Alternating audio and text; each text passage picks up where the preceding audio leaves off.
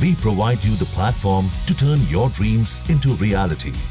Give wings to your aspirations with KR Mangalam University.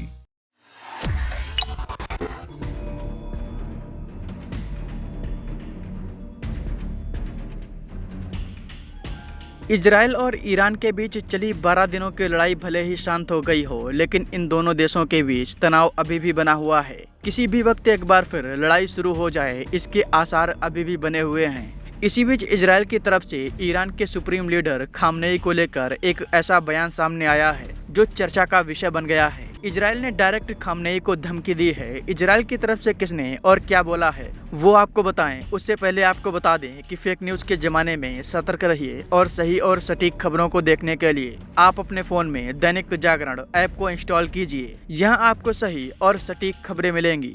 इसके साथ ही आप दैनिक जागरण के इस पेज को भी लाइक और सब्सक्राइब करें। चलिए वापस अपने टॉपिक पर आते हैं। मिडिल ईस्ट में एक बार फिर तनाव बढ़ गया है। इजराइल के रक्षा मंत्री काटस ने रविवार को ईरान के सर्वोच्च नेता आयतुल्ला अली खामनेई को कड़ी चेतावनी दी। उन्होंने साफ शब्दों में कहा कि अगर ईरान ने इजराइल को धमकाना जारी रखा तो इसके गंभीर नतीजे होंगे। यह बयान ऐसे समय पर आया है जब हाल ही में दोनों देशों के बीच 12 दिनों तक युद्ध हुआ था। रमोन एयरबेस से बोलते हुए रक्षा मंत्री काटस ने खामनेई को सीधी धमकी दी। उन्होंने कहा कि अगर तुम इजराइल को धमकाना बंद नहीं करते तो हमारे लंबे हाथ इस बार तेहरान तक नहीं बल्कि सीधे तुम्हारे पास पहुंचेंगे। इसके साथ ही Israeli prime minister Benjamin Netanyahu और काटज ने इजरायली वायुसेना की तारीफ भी की।